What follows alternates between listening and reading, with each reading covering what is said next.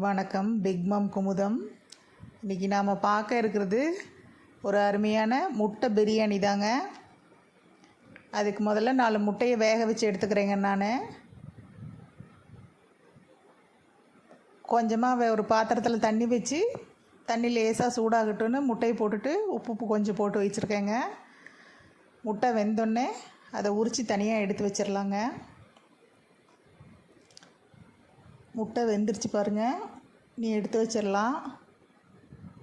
நான் இதுக்கு தேவையான பொருள் எடுத்திருக்கேங்க.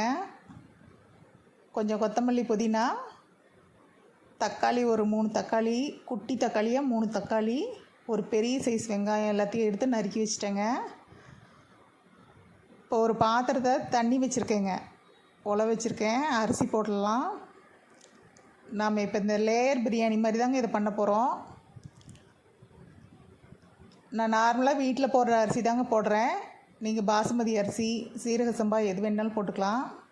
அது கூடவே 2 துண்டு பட்டை, 2 லவங்கம், 1 ஸ்பூன் ஜீரகம், 1 ஸ்பூன் சோம்பு, கொஞ்சம் உப்பு, 2 ஸ்பூன் எண்ணெய் எல்லாம் போட்டுக்கிறேங்க. போட்டுட்டு நல்லா ஒரு 95% சாதம் வெந்து வந்துருச்சுங்க. வெந்து வர வரலும் விட்டுட்டேன் பாருங்கள். நல்லா வெந்து வந்துருச்சு சாதம். லேசாக தான் அப்படியே நறுக்கு பதமாக இருக்குதுன்னு சொல்லுவாங்கள்ல, அது மாதிரி இருக்குதுங்க. ஒரு பாத்திரத்தை அடுப்பில் வச்சுக்கலாங்க. வச்சு 4 ஸ்பூன் எண்ணெய், 2 ஸ்பூன் நெய் விட்டுருக்கேங்க. அது கூடவே 1 ஸ்பூன் ஜீரகம், கொஞ்சமாக சோம்புங்க. 1 ஸ்பூன் வேணாம், 1/2 ஸ்பூன் போடுங்க. 1/2 ஸ்பூன் சோம்பு, 1/2 ஸ்பூன் ஜீரகம்.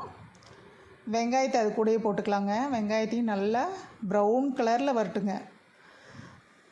ப்ரௌன் கலரில் வரணும் வணக்கி விட்டுட்டு பாருங்கள். இப்போ கொஞ்சம் ஒரு 1/2 ஸ்பூன் இஞ்சி பூண்டு பேஸ்ட்டு போட்டுக்கிறேங்க. நான் 1/4 கிலோ அரிசி எடுத்துருக்குறேங்க. அதுக்கு இந்த சின்ன ஸ்பூனில் டீஸ்பூனில் 1/2 ஸ்பூன் இஞ்சி பூண்டு எடுக்கிறேங்க. இதுக்கு நிறையவும் இஞ்சி பூண்டு தேவையில்லைங்க. மட்டன் பிரியாணி, சிக்கன் பிரியாணிக்கு சேர்த்துற மாதிரி நிறைய இஞ்சி பூண்டு தேவையில்லை. ரொம்ப அப்புறம் அதுவே காட்டமாக இருக்கும். கொஞ்சமாக சின்ன ஸ்பூனில் 1/2 ஸ்பூன் எடுத்தால் போதும். அவ்வளோதான் போட்டிருக்கேன். நல்லா இந்த இஞ்சி பூண்டோட பச்சை வாசனை போகிற அளவுக்கு நல்லா வணக்கி விட்டுறலாங்க. இது முட்டை பிரியாணி எப்போவுமே கொஞ்சம் சரியாகவே வராதுங்க. நிறைய பேர் சொல்லியிருக்காங்க முட்டை பிரியாணி சரியாக வரமாட்டேங்குதுன்னு.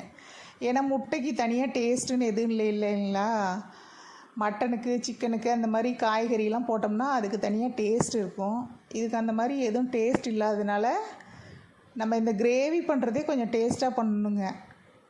அதில் இந்த கிரேவியோட டேஸ்ட்டு தான் நம்ம முட்டை பிரியாணிக்கு வர டேஸ்ட்டுங்க. ஆனால் செஞ்சு பழகிக்கிட்டோம்னா ரொம்ப அருமையாக இருக்குங்க. நிறைய பேர்த்துக்கு சிக்கன் பிரியாணி வர அளவுக்கு மட்டன் பிரியாணியே வரலன்னு சொல்லுவாங்க. ஆனால் முட்டை பிரியாணி கொஞ்சம் செஞ்சு பழகிட்டோம்னா சூப்பராக இருக்குங்க. கொஞ்சம் நான் அதுலேயே பிரியாணி மசாலா நான் வீட்டில் அரைச்சி வச்சுருக்குறதுங்க. ஒரு சின்ன ஸ்பூனில் 1/2 ஸ்பூன் போட்டுக்கிறேன். அது பட்டை, கிராம்பு, ஏலக்காய் 3 அரைச்சி வச்சுருக்குறேங்க. அதில் ஒரு 1/2 ஸ்பூனு மிளகாத்தூள், ஒரு 1/4 ஸ்பூன் மல்லித்தூள் போட்டுக்கிறேங்க. பிரியாணிக்கு நான் இந்த மசாலா தான் போடுவேன். நீங்கள் பிரியாணி மசாலா போடுறதுனா கூட போட்டுக்கலாங்க. உங்களுக்கு காரத்துக்கு ஏற்ற மாதிரி பிரியாணி மசாலா போட்டுங்க. வேணும்னா இந்த இதில் 2 பச்சை மிளகாய் கூட போட்டுக்கலாங்க. நான் பச்சை மிளகாய் சேர்க்கலைங்க, மிளகாத்தூள் மட்டும் போதும்னு விட்டுட்டேன். பாருங்கள், சின்ன சைஸு 3 தக்காளி தாங்க போடுறோம். நிறைய தக்காளி போட்டோம்னா அது தக்காளி சாதம் மாதிரி ஆயிருங்க, பிரியாணி மாதிரி இருக்காது.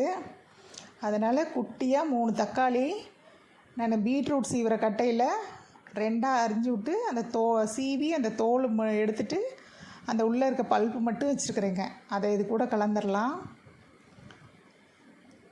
அது கூடவே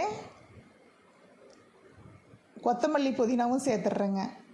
கொத்தமல்லி, புதினாவும் சேர்த்துட்டு அதை அடி பிடிக்காமல் இருக்க கொஞ்சமாக தண்ணி விட்டு நல்லா அதை கலந்து விட்டுக்கலாங்க. நல்லா பாருங்கள், தக்காளியில் அந்த எண்ணெய் பிரிஞ்சு வந்துருச்சுங்க. நம்ம விட்ட நெய்யும் எண்ணெயும் அப்படியே பிரிஞ்சு வருது. இந்த அளவுக்கு இது வணங்கணும். இது ரொம்ப நேரம் சாப்பாடு வேகிறது மாதிரி வேக போகிறது இல்லைங்க. சாப்பாடு தனியாகவே முக்கால்வாசி வெந்துருச்சு, நல்லா வெந்துருச்சு. இன்னொரு வச்சு சும்மா கொஞ்சம் நேரம் அடுப்பில் இருந்ததுன்னா போதும். இப்போ ஒரு 4 ஸ்பூன் தயிர் சேர்த்துருக்கேங்க. இதுக்கு தயிரும் தக்காளியும் தாங்க டேஸ்ட்டு கொடுக்குறது. தக்காளி அதிகமாக போட்டோம்னா நம்ம தக்காளி சாதம் மாதிரி ஆயிரும். அதனால் ஒரு 4 ஸ்பூன் பக்கமாக தயிர் சேர்த்துருக்குறேன். அதை நல்லா கலந்து விட்டுக்கலாங்க. தயிர் நல்லா கொதித்து வரட்டும். நல்லா கொஞ்சம் தயிரோட அந்த இது இப்போ பச்சை இது போய் அந்த தக்காளி மசாலா எல்லாம் ஒன்றா சேர்ந்து வரணுங்க. அந்தளவுக்கு வதக்கி விட்டு முட்டையை நான் அதுலேயே சேர்த்துட்றேங்க. முட்டையை தனியாக வதக்கி எடுத்து கூட போடலாம். பாருங்கள், இந்த மசாலாவுக்கு தேவையான உப்பு சேர்த்துக்கிறேன். முட்டையை தனியாக ஒரு பாத்திரத்தில் வச்சு கொஞ்சம் எண்ணெய் போட்டு உப்பு கொஞ்சம் மிளகாத்தூள் போட்டு நல்லா வதக்கி விட்டு சேர்த்திங்கனாலும் அதுவும் முட்டையில் உப்பு காரம் பிடிச்சி நல்லா தாங்க இருக்கும். நான் அந்த மாதிரி செய்யலைங்க. இப்போ இந்த மசாலா கூடயே முட்டையை சேர்த்துட்டேங்க. முட்டையை சேர்த்து முட்டையை லேசாக கீறி விட்டு வச்சுருக்கோம் இல்லைங்களா, அதுலேயே உள்ளே வந்து இந்த மசாலா இறங்கிரும் அப்படின்னு சொல்லிவிட்டு நான் இப்படியே சேர்த்திடுவேங்க. நான் எப்போவுமே இப்படி தான் செய்வேன். தனியாக முட்டையை வறுக்க மாட்டேன். இப்படியே கொஞ்சம் நேரம் இது வெந்துட்டுருக்கட்டுங்க. நல்லா கொதித்து வரட்டும்.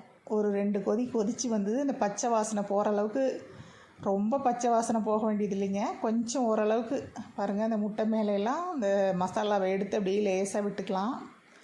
விட்டு விட்டு அப்படியே கலந்து விடலாங்க. கொஞ்சம் நேரம் கலந்து விடலாம்.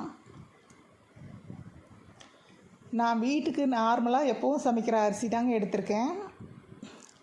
நீங்கள் ஜீரக சம்பா இந்த மாதிரி எது வேணுனாலும் எடுத்துக்கலாம். பாசுமதி அந்த மாதிரி கூட செஞ்சுக்கலாம். அது இன்னுமே பார்க்க நல்லா அழகாக இருக்கும். பாசுமதியெல்லாம் செஞ்சிங்கன்னா நல்லா நீளமாக அழகாக இருக்கும். நான் சாதாரணமாக வீட்டில் எப்போவும் செய்கிற அரிசி தான் எடுத்துருக்குறேன். பாருங்கள், இந்தளவுக்கு வேகட்டும்.